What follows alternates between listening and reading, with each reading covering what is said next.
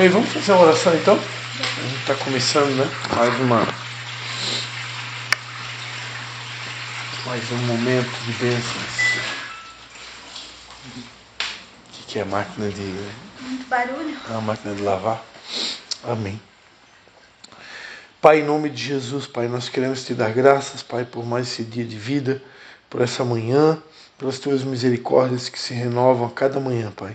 Que são a causa que nós não somos consumidos, Pai.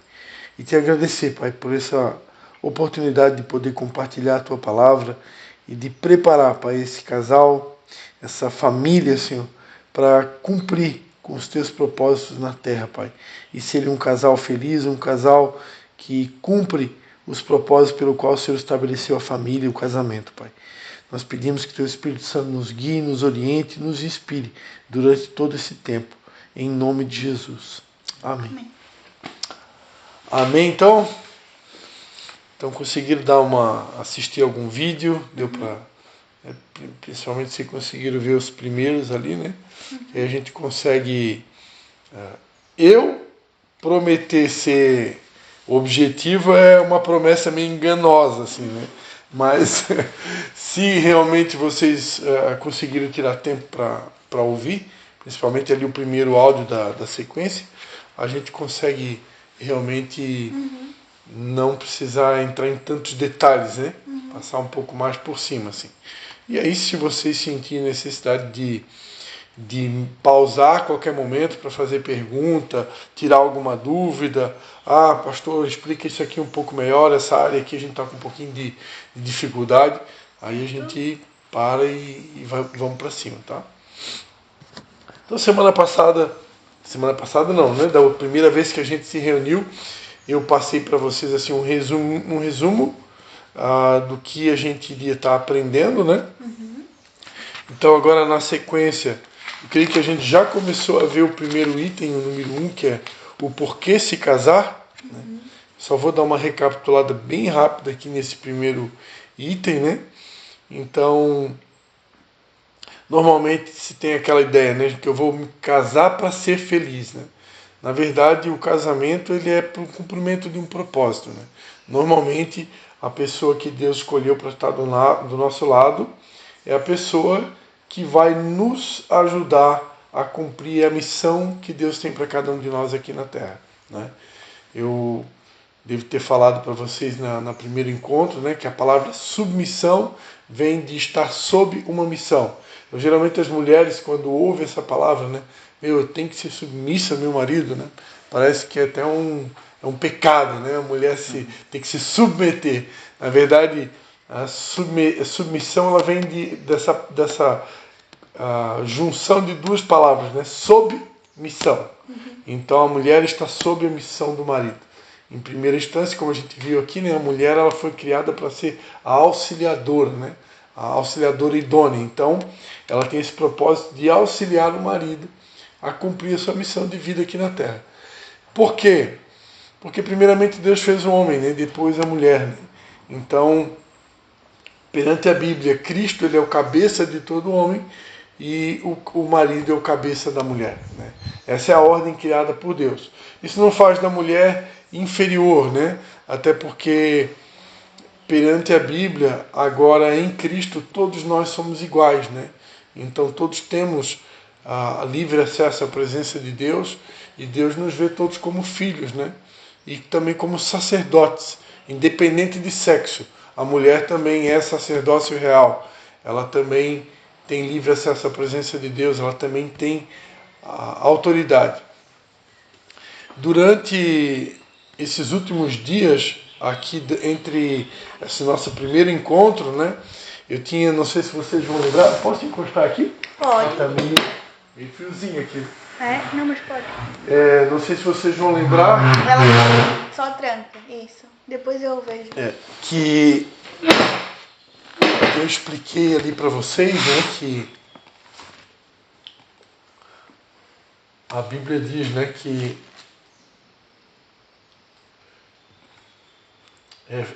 far-lhe-ei uma adjutora, né, que lhe corresponda, né, ou uma auxiliadora, né?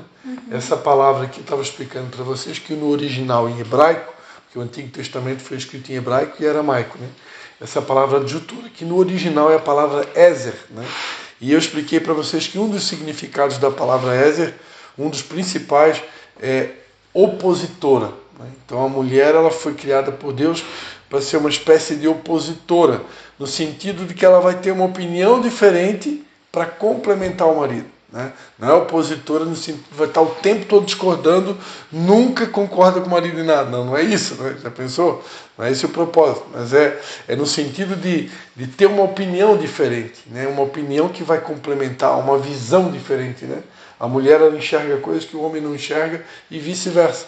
E Deus, o propósito do casamento é isso, que ao se juntar as duas visões, possa haver uma complementação para que ambos possam ter uma visão mais ampla, né?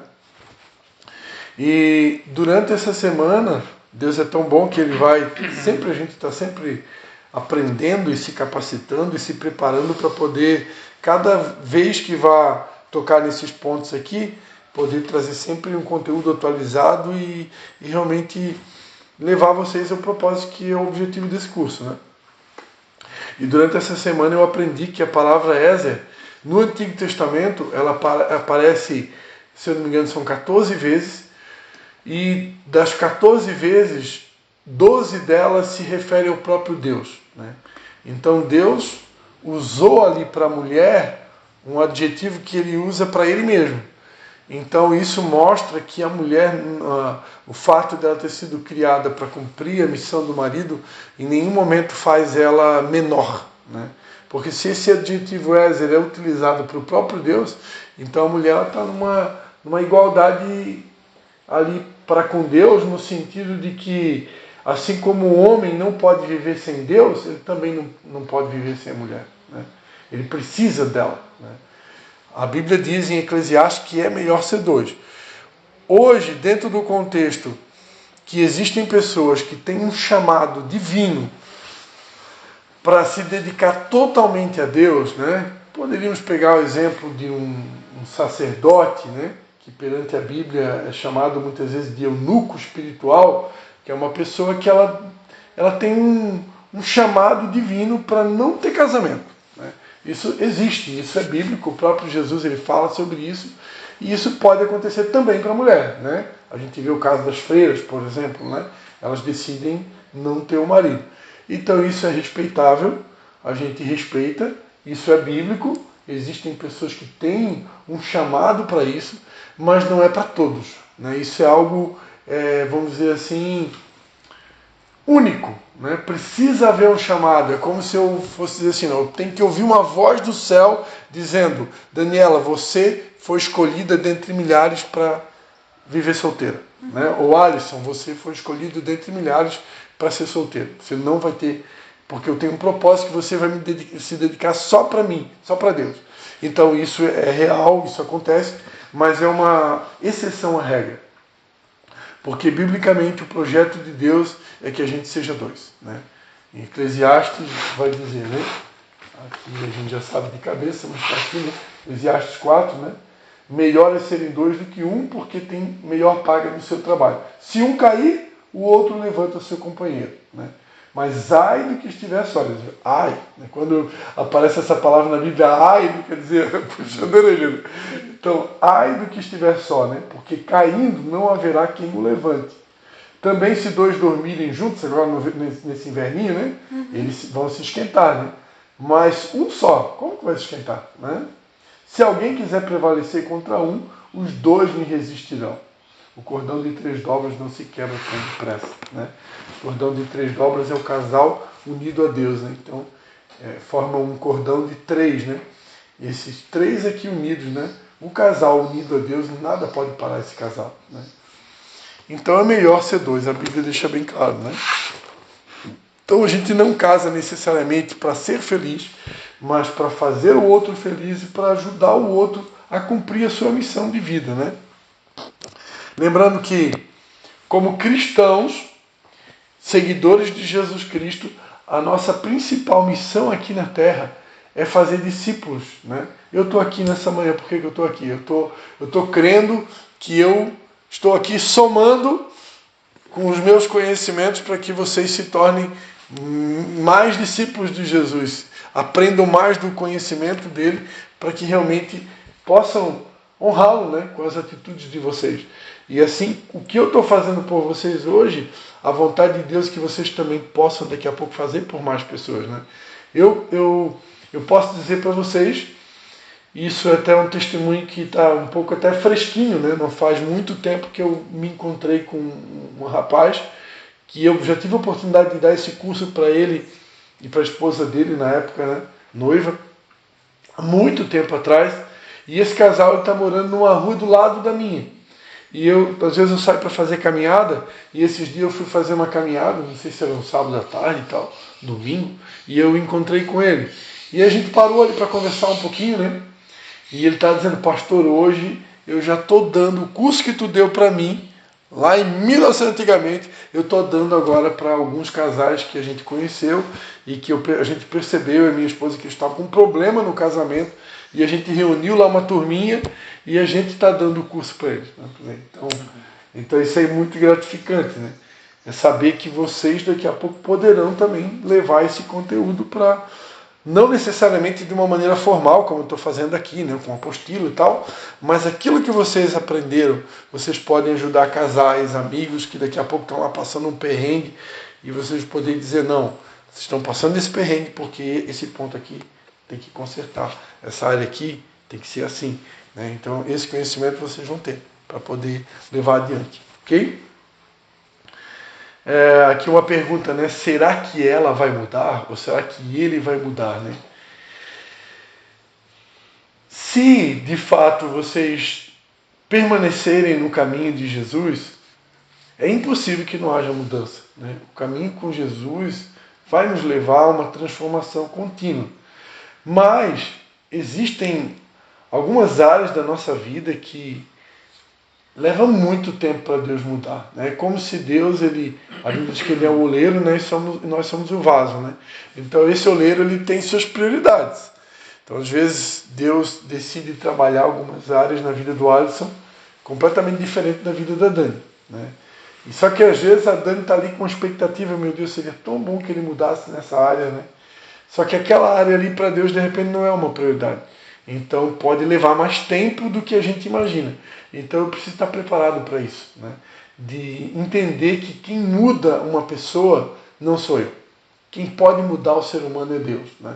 Eu posso dizer, Patrícia, essa área aqui está me incomodando. Eu gostaria que tu corrigisse isso aqui, que tu mudasse. Eu tenho dificuldade com isso. Eu posso até falar e devo falar. Né? Do jeito certo, na hora certa. Mas achar que essa mudança vai acontecer da noite para o dia, criar essa expectativa, normalmente eu vou me frustrar. Porque tem coisas que realmente só Deus pode mudar o ser humano. E ainda outro dia eu brincava num culto, né? Eu tenho alguns cacuetes, algumas coisas que a gente vem lá da infância carregando, né? E que ainda não consegui mudar, né?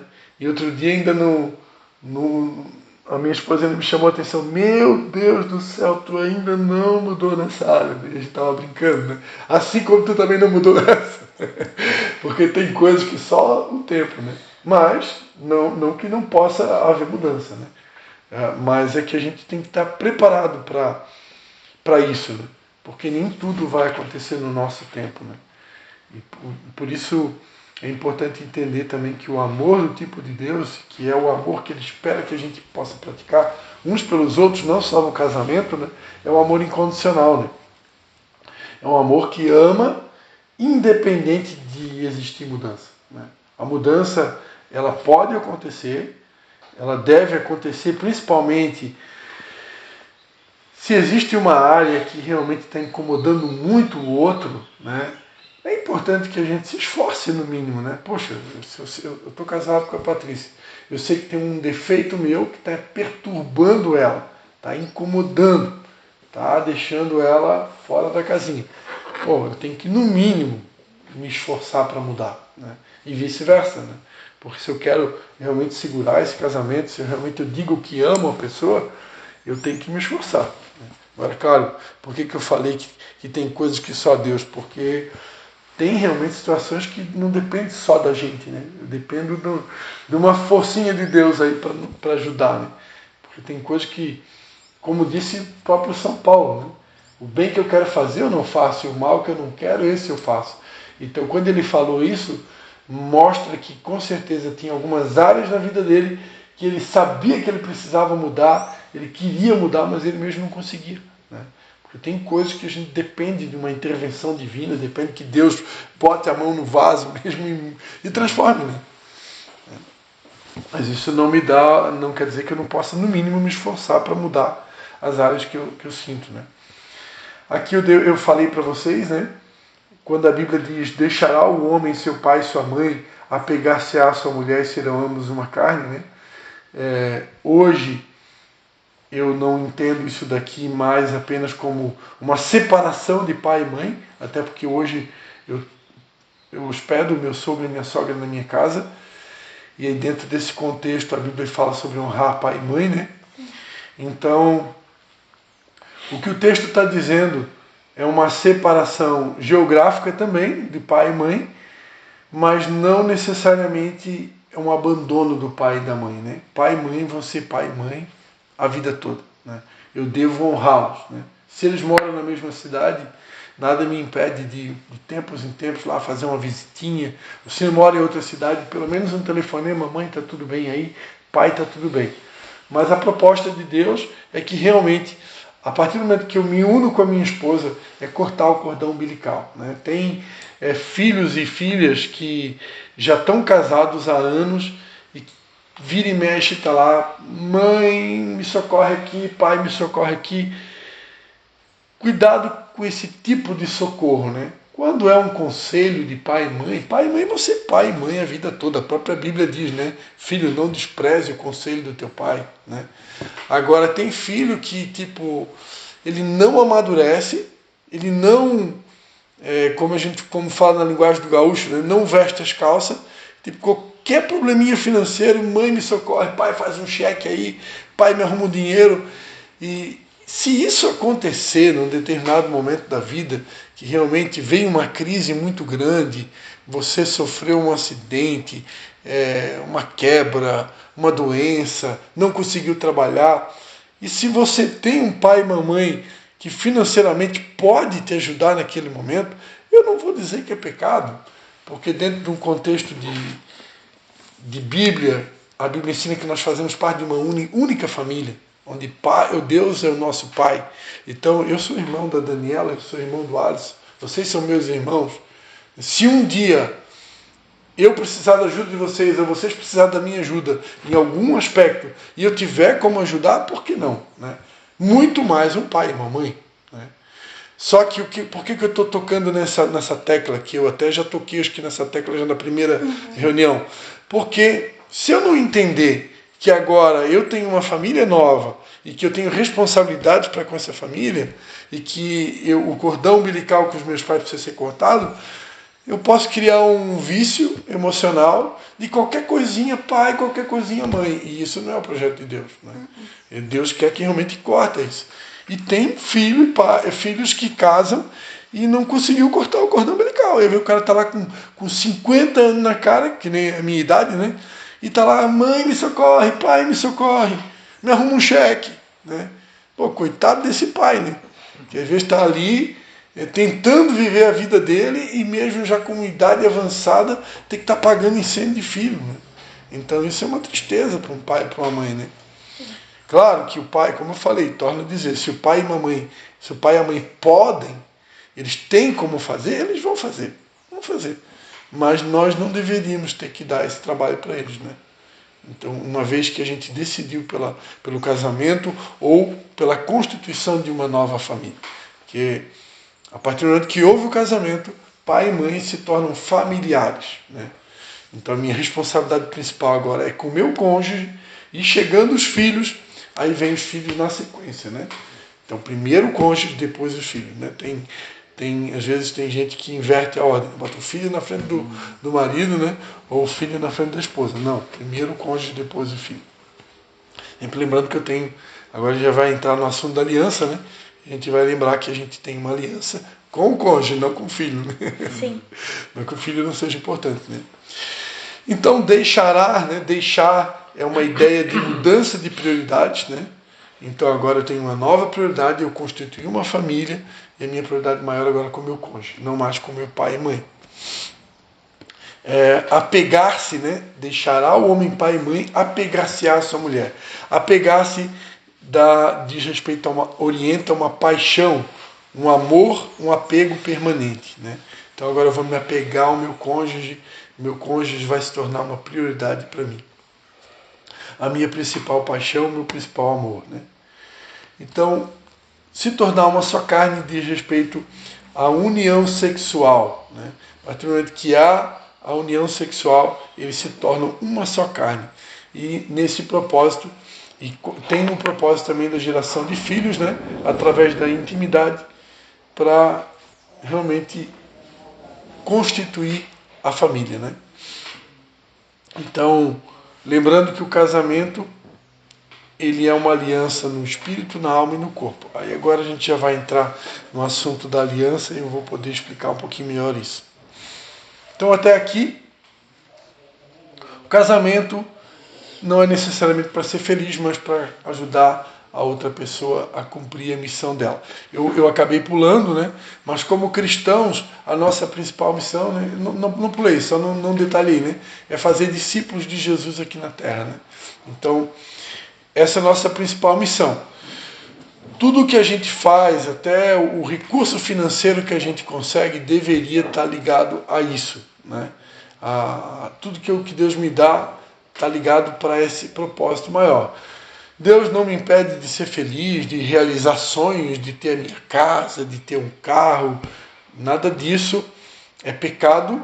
No entanto, como um cristão, nós estamos aqui nessa terra por uma passagem. Ninguém vai ficar aqui para sempre.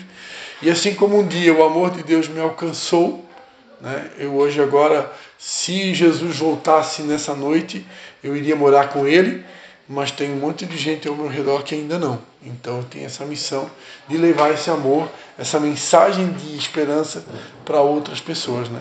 E basicamente a esposa é aquela que vai ajudar o marido no cumprimento dessa missão maior. Né? Essa deveria ser a missão maior de todo cristão. Né? Amém? Porque nós somos seres espirituais, a vida aqui é uma passagem. Né? E como cristãos a gente está aqui para cumprir esse propósito. Né? Eu torno a dizer, por isso estou aqui. Né? Amém? Amém. Então, primeiro item, então, por que se casar? Né? E agora, então, na sequência, o item 2, que é a aliança. Né? Aliança. Mateus 22, 30. Mateus 22, 30 vai dizer: na ressurreição nem casam, não são dados em casamento, serão como anjos de Deus no céu. Lá no céu nós seremos como anjos, né? Não haverá mais sexo, né? Diferença de sexo, né? Seremos como anjos. Mas aqui na terra nós somos homens e mulher. Né? Gênesis 2, 24, portanto deixará o homem seu pai e sua mãe, unir-se-á a sua mulher e serão os dois uma só carne. Esse é o texto que a gente já estava vendo.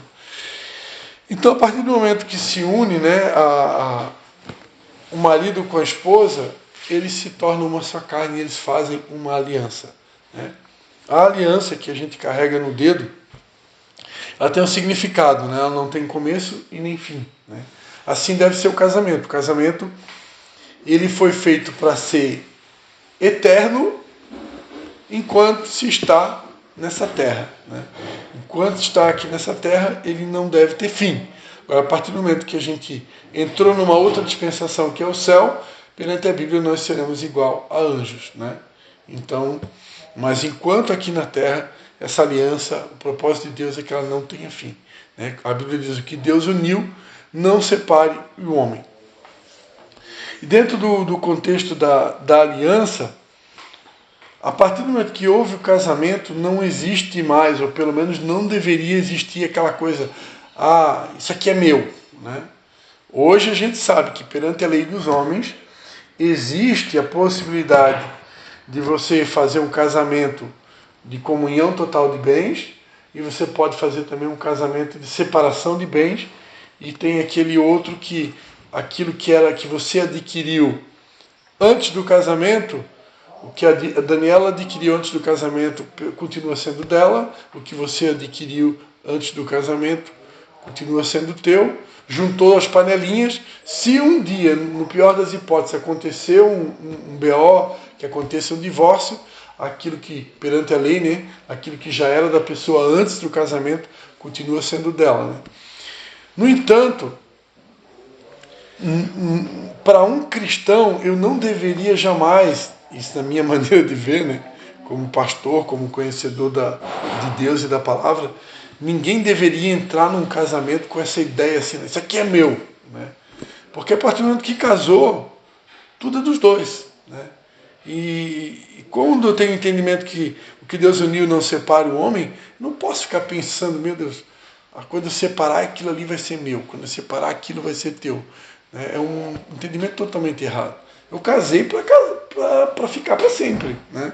Então agora, o celular é teu, o teu celular é meu, o meu estojo de maquiagem lá, o meu shampoo, enfim, meu carro, tudo é nosso, né? Essa palavra meu e teu, ela deveria até ser riscada, né? Agora é nosso, né? Então, infelizmente, isso existe, tá? Infelizmente, existe muito isso. Né? Gente que casou e ainda está naquela coisa, é meu, é teu, é meu, é meu. Não é mais meu nem teu, é nosso. Né? Por quê? Porque vocês casaram, agora é uma só carne. Né? Eu não vivo para mim, mas vivo para o outro. Efésios 5, 25.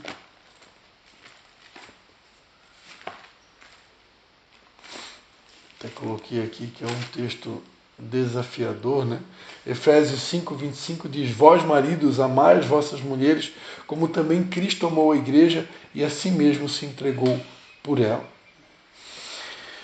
Então, aqui uma responsabilidade do marido, né? O marido deve amar a esposa como Cristo amou a igreja. O que Jesus fez pela igreja? Jesus deu a vida. Então, nós, maridos, precisamos também estar prontos para dar a vida pela nossa esposa. Se eu quero casar, se eu quero realmente constituir uma família, eu tenho que estar preparado para isso. Né? Essa é uma responsabilidade do marido.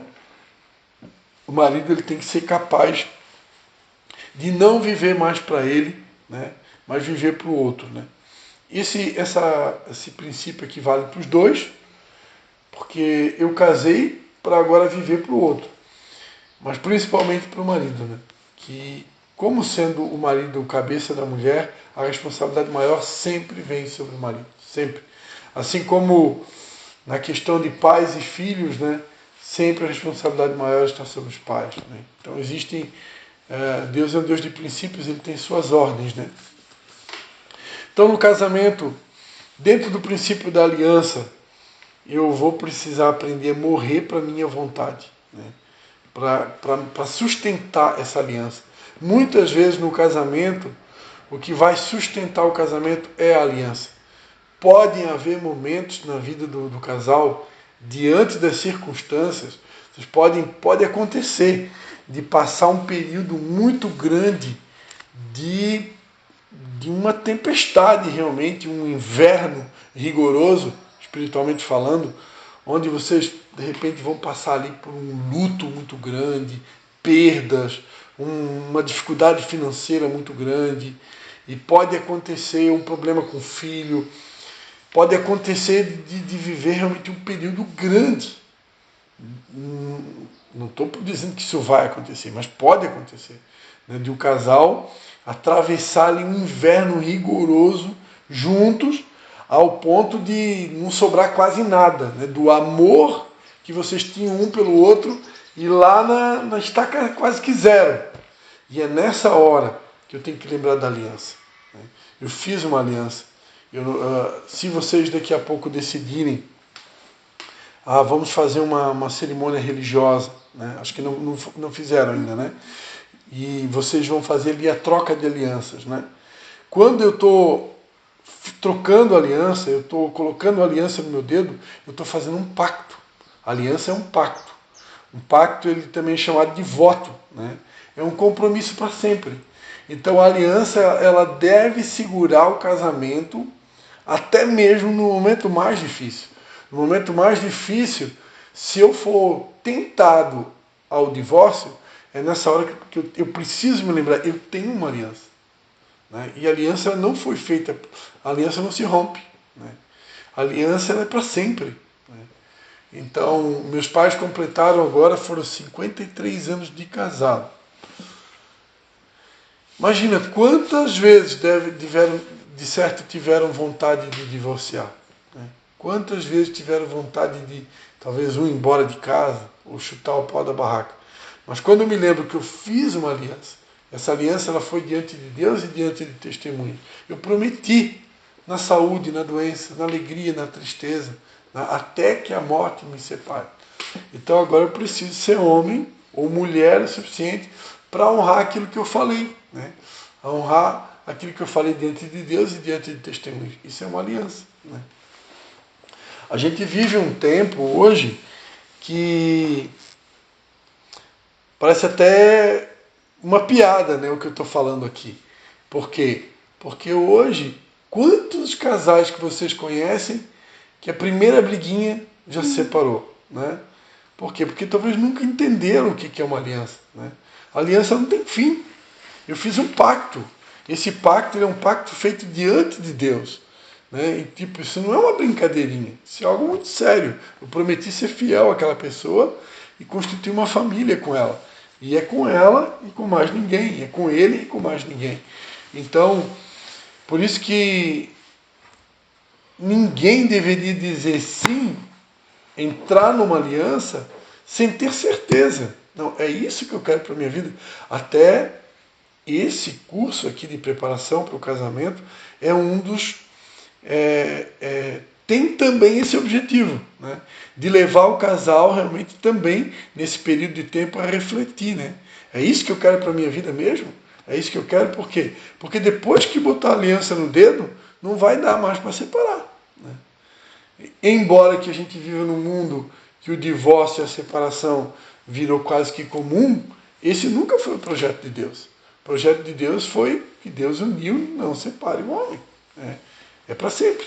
Ok? Então, a partir daí, não vai ter mais esse negócio que é meu é teu, cada um vai viver para o outro, eu vou precisar morrer muitas vezes para a minha vontade, para manter essa aliança.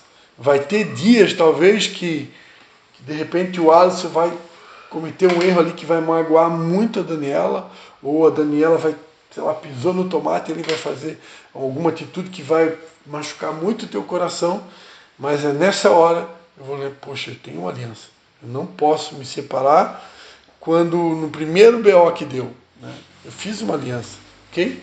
Dando para entender? Sim. É um compromisso, é algo sério. Embora que a sociedade que a gente vive hoje está tornando isso até ridículo, menosprezando o valor do casamento, da aliança, tratando isso de uma maneira vulgar, pode-se dizer assim, nunca foi o projeto de Deus. Né? O casamento é algo sério, é algo estabelecido por Deus, é um projeto de Deus, né? E é algo que deve ser levado muito a sério. O próprio Deus falou, né, em Gênesis 2,18, né, não é bom que o homem viva sozinho. Vou fazer para ele alguém que o ajude, como se fosse a sua outra metade. Né? Então o próprio Deus, ele chegou à conclusão que o homem precisava de uma companheira. Né? E para isso ele estabeleceu o princípio da aliança, o casamento, para que esse homem não ficasse sozinho. Né? No princípio Deus criou o homem, né? Depois ele decide colocar um sono profundo ali no Adão, enquanto ele estava naquele sono profundo, Deus extraiu a costela do homem e criou a mulher. Né? A aliança fala de cumplicidade, de lealdade, fidelidade em todas as áreas. Né? A partir do momento que eu coloco uma aliança, eu decidi ser fiel, leal, cúmplice do meu cônjuge até o fim. Né? A aliança fala de companheirismo, né? De ser fiéis às regras, de honrar. Né?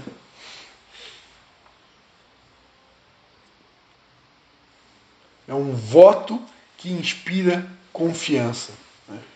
É um voto, é uma promessa que não pode ser quebrada. Okay? Fidelidade é o princípio de tudo para com Deus e para com seu cônjuge e família. Não existe a possibilidade de um casamento, de uma aliança dar certo sem o princípio da fidelidade. Né? E o princípio de ser fiel. Né? Jesus Cristo ele foi bem taxativo quando ele disse: se eu olhar para uma outra mulher, né, ou uma mulher olhar para um homem com a intenção impura, ele já cometeu adultério. Então a infidelidade não é eu necessariamente ter uma relação íntima com uma outra pessoa. A fidelidade é muito além. Ela começa no olhar. Né? Então eu tenho que vigiar realmente os meus sentidos, né? O meu toque, o meu paladar, a minha visão, a minha audição. E 24 horas por dia, em todos os ambientes que eu ando, eu preciso lembrar que eu tenho uma aliança e que eu tenho que ser fiel. Né? Vai surgir, principalmente quando a gente ainda é jovem, né? Pode surgir daqui a pouco lá uma cantadinha no ambiente de trabalho, né? De um outro sexo, de alguém até usado ali pelo inimigo, e nessa hora eu tenho que ser firme, eu não posso dar moleza, porque eu tenho uma aliança. Eu tenho que ser fiel ao meu cônjuge até que a morte nos separe. Né? É ser fiel e leal àquela pessoa que eu fiz uma promessa. Né? Lembrando que se não é para entrar em aliança, se não é para viver essa aliança de fidelidade, então não entra no casamento. Não entra. Imagina, eu entro no casamento, primeira semana, primeira oportunidade, eu já estou olhando para outra, ou já estou olhando para o outro, já estou dando mole lá no meu trabalho. Pô, então por que casou? Né? Não promete para o outro algo que eu não vou cumprir. Né? Então eu só estou enganando a outra pessoa. Né? Então é óbvio que a chance desse casamento não dar certo é muito grande. Por quê? Porque a informação vai vir à tona. Né? Vai vir à tona. E quando vier à tona, dependendo de como que chega, já se acaba tudo ali. Né? Então, porque a infidelidade não sustenta um casamento. Né? Malaquias 4,6 diz que o Senhor, ele vai converter o coração dos pais aos filhos e o coração dos filhos aos pais, para que ele não venha e fira a terra com maldição. O Senhor nos ensina no livro da fidelidade que só há uma maneira de anularmos a maldição, convertendo o coração à família. A família deve ser colocada numa posição de primícia. Né? Primícia está falando de primeiros frutos, de primeiras coisas, né? Está falando de prioridade. Né? Então, família para Deus é prioridade. Né? É prioridade máxima.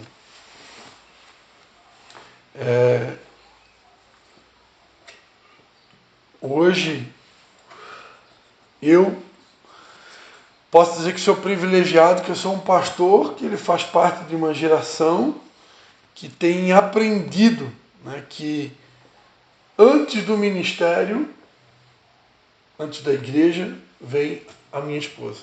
Se eu não tivesse bem com ela, se tivesse faltando alguma coisa lá em casa, se tivesse alguma coisa muito ruim lá ou errada, eu não poderia estar aqui, agora ministrando para vocês. Eu só estou aqui que eu sei que lá está tudo ok, está tudo certo. Não estou falando que o nosso casamento é perfeito, né? Mas está tudo bem, está tudo em paz. Né? Estamos realmente procurando viver tudo isso aí que a gente está ensinando para vocês. Então agora eu posso levar essa informação adiante, porque eu estou vivendo isso, eu estou procurando viver isso na minha casa. Né? Mas quantos pastores no passado que deixaram essa família de lado, deixaram a esposa de lado, deixou o filho de lado, para cuidar do filho dos outros, né? Para cuidar da família dos outros, enquanto que a dele estava indo para o buraco. Muitos deles fizeram até numa certa ignorância, né? Até por, a Bíblia diz, né? Errais por não conhecer as Escrituras Sagradas e nem o poder de Deus.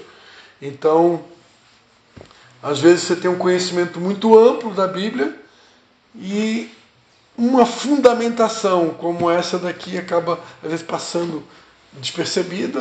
Aquele pastor não teve uma fundamentação teológica boa e esse fundamento aqui não foi alicerçado na vida dele e ele sai por aí dando a vida pela igreja, quando em primeiro lugar ele tem que dar a vida pela esposa dele, né?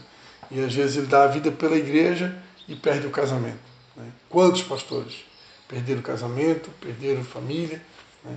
Por não ter entendido que, em primeiro lugar, eu tenho uma aliança com a minha esposa, né? Eu sei que eu tenho um chamado de cuidar de muitas famílias e quero fazer, mas em primeiro lugar, a minha esposa. Se tocar o telefone aqui agora e ela disser: Cristian, vem correndo para casa porque deu um BO aqui agora, vem urgente, eu sou obrigado a parar tudo e ir, né?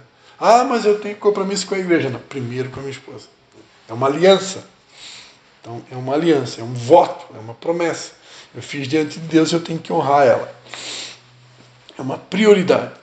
Romanos 11:16 diz, né? Assim como são as primícias, assim será toda a totalidade, né? A Bíblia diz que se as primícias forem santas, toda a massa será santa.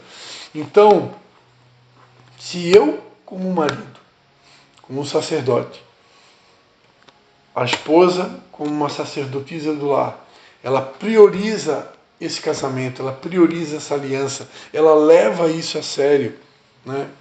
Tem isso como uma prioridade máxima depois de Deus, né? Porque Deus vem acima de tudo, né? O meu amor para com Deus deve vir acima de todas as demais coisas, né? Então eu não deveria negociar esse amor com Deus, né? Eu não posso casar com alguém, por exemplo, que me impeça de servir o meu Deus, né? Então já não vai dar certo esse casamento, porque eu tenho uma fé e esse cônjuge tem uma outra fé. E a fé dele está impedindo eu de viver a minha. Então isso também não vai dar certo. Porque em primeiro lugar é o meu amor para com Deus, né? Mas depois, na sequência, então vem a família. E se essa premissa que é a família, ela for bem cuidada, né, automaticamente os netos de vocês, se eles tiverem uma boa base familiar, a tendência é que eles vão reproduzir isso, né? Se a premissa é santa, se esse casal está sendo um modelo, está sendo um exemplo, entendeu por que se casaram, estão guardando a aliança, estão fazendo a coisa certa, os filhos vão seguir o exemplo, né? Hoje nós somos em 4 filhos, né, na família dos meus pais, e todos têm procurado seguir o exemplo dos pais, né? Temos um irmão que nesse exato momento passa por uma crise bem grande, né? Mas todos têm procurado seguir o exemplo dos pais, né?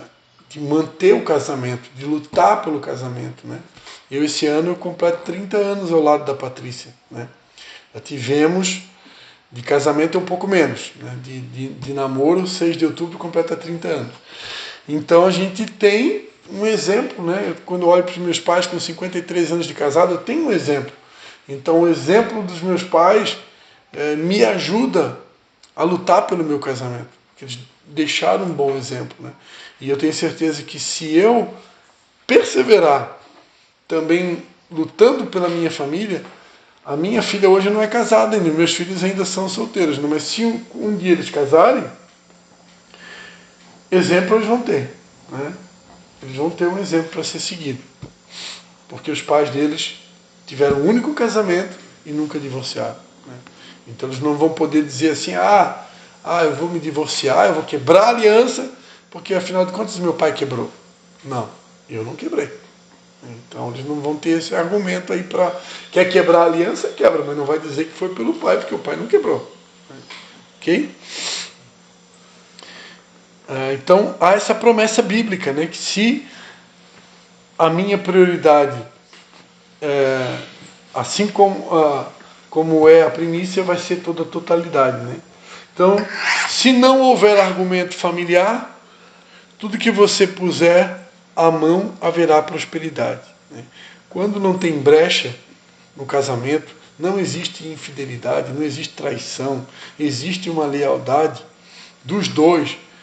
Não tem como Deus não abençoar essa família, né? Não tem como Deus não abençoar.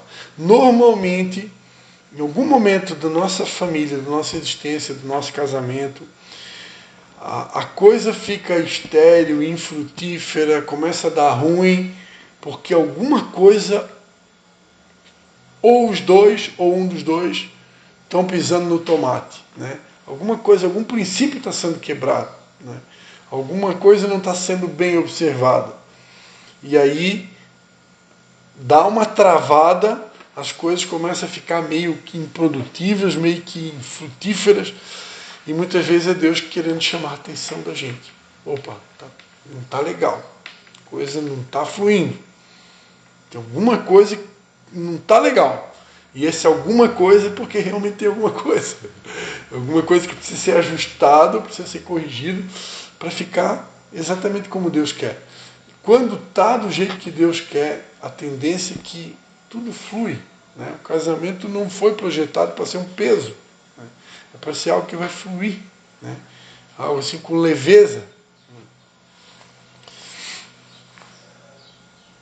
Precisamos compreender o verdadeiro sentido de uma aliança. Se não entendermos o verdadeiro sentido, fazermos um ajuntamento, não um casamento, teremos um parceiro, não um cônjuge no modelo da Bíblia. Então, o propósito é um casamento, não um ajuntamento, né? É realmente formar uma aliança, um pacto. Gálatas 3,15 diz: Irmãos, como homem falo, se a aliança de um homem for confirmada, ninguém anula e nem a acrescenta. Uma vez que a aliança for confirmada por Deus, ninguém pode anular essa aliança. A aliança, ela foi criada para ser permanente. Ela não deve se desfazer. É um pacto. Eu tenho, essa aliança da mão direita representa também a aliança que eu tenho com Deus. E além dessa aliança que eu tenho com Deus, eu tenho também vários pactos que eu fiz com Deus, vários votos que eu fiz com Deus. E Deus, ele vai honrar a parte dele, mas eu preciso também honrar a minha. Eu preciso, a partir do momento que eu fiz uma aliança, eu preciso honrar a minha parte na aliança. Imagina que se cada parte do casal honrar a sua parte, não tem como dar errado. Só dá errado se um dos dois estiver ali quebrando a parte dele. Mas se os dois estão fazendo a sua parte, não tem como dar errado. Tiago 1,17.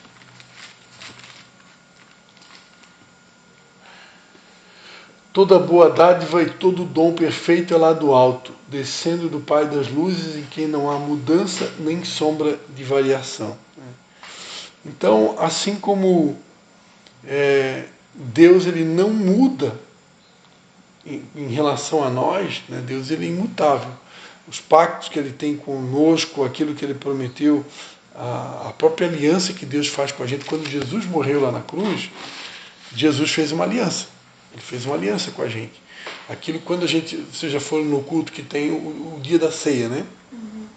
Que a gente pega lá um pedacinho de pão e um cálice de suco de uva. O que o pedacinho do pão representa? O pedacinho do pão representa o corpo de Jesus que foi moído lá na cruz pelos meus pecados. E o cálice de suco de uva representa o sangue dele que foi derramado lá na cruz pelos meus pecados. Quando Jesus, ele pega e estabelece a ceia, ele está fazendo uma aliança. Esse aqui é o meu corpo que vai ser moído por vocês. Esse aqui é o meu sangue que vai ser derramado por vocês. Eu faço isso porque eu amo vocês. Porque eu amo vocês, eu faço esse pacto, né? De morrer numa cruz para que vocês sejam perdoados. Isso é uma aliança. Jesus, ele fez um pacto de morrer em nosso lugar. Assim, na aliança do casamento, eu deveria estar disposto a morrer pelo meu cônjuge todos os dias. Porque muitas vezes eu vou ter que engolir um sapo, eu vou ter vontade de bater no outro, de jogar alguma coisa voadora na cabeça do outro, porque mirou, mas por causa da aliança, eu vou segurar a minha mãozinha, eu vou segurar a minha boquinha fechada, né? Porque eu tenho uma aliança e eu sei que se eu abrir essa boca do jeito que eu abri ela, pode não ter mais volta, né?